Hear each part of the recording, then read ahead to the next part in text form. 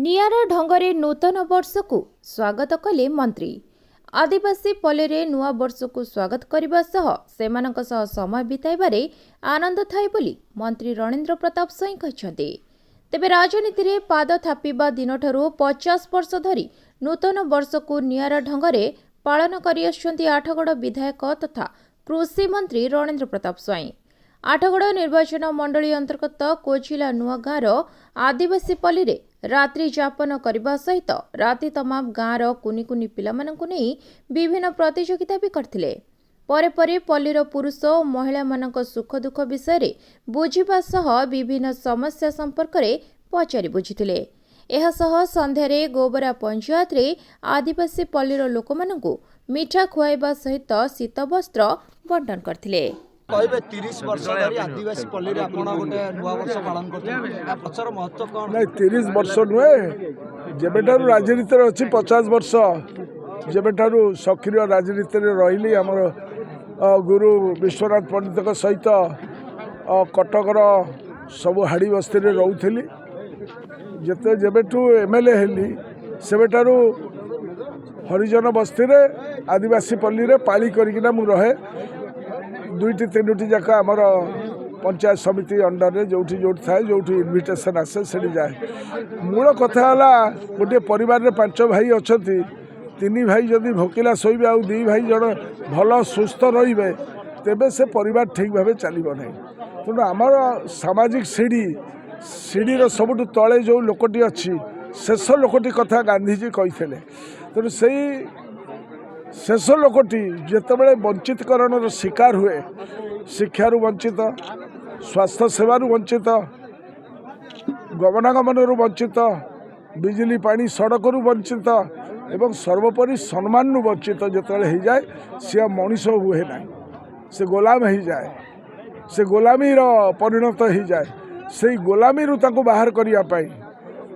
जो जगार 100 वर्ष धरी अंधकार अच्छी से जगार आलोक वर्तिका टीए शिक्षार आलोक समृद्धिर आलोक एवं सम्मान आलोक जलैवाई मुझे सब ये कार्यक्रम करी गोटे राजनीतिक निष्पत्ति जो लक्ष्य उद्देश्य एक समता भित्तिक समाजर स्वप्न देखी करा तेणुक मैं उस घर में दिया जलाने लिखना हूँ जिस घर में सदियों से अंधेरा है। तो अनेक नेता ए 0 नाइट सेलिब्रेशन कर कौन वार्ता देवे जो मैंने आपण से कौन वार्ता देवे जो लाइन में अग्रसर हे मो संगे जो मैंने अच्छा आम निर्वाचन मंडली और ओडिशार विभिन्न प्रांत में जो मैंने अच्छा सारा भारत वर्ष जो मैंने मो संगे चली से विचारधारा जो मैंने आम संगे बांधी होती से मैंने रचनात्मक और गठनमूलक कार्यक्रम करुँच सामाजिक स्तर में एवं अन्य स्तर में। आम बिजु जनता दल सर्वोच्च नेता सी बिजु जनता दल को एक सामाजिक आंदोलन में परिणत कर जो भाव में आम रक्तदान शिविर करुचु रचनात्मक गठनमूलक कार्यक्रम करुचु से आम समस्त को कहीचु जे नवीन बाबू भली निरलस एवं सरल कार्यक्रम कर एवं से अनुसार लोकंर सेवा कर से कार्यक्रम आम सागर जो मैंने अच्छा आम प्रवर्तक करुचु। ये गोटे आंदोलन गोटाए दिन आंदोलन ये गोटे विप्लव जो विप्लव सरी ना संग्राम सरी ना और मरी ना इच्छा नहीं केवे नाई तो बहुत चकाचक जीवन में देखी से जीवन को छाड़ी मुझे आसी जो नाई ये मजा नहीं ये आनंद अच्छी जो आनंद है सेवा करिबार जो आनंद झूठी पड़ता लोक को आहा पदे कहबार जो आनंद से आनंद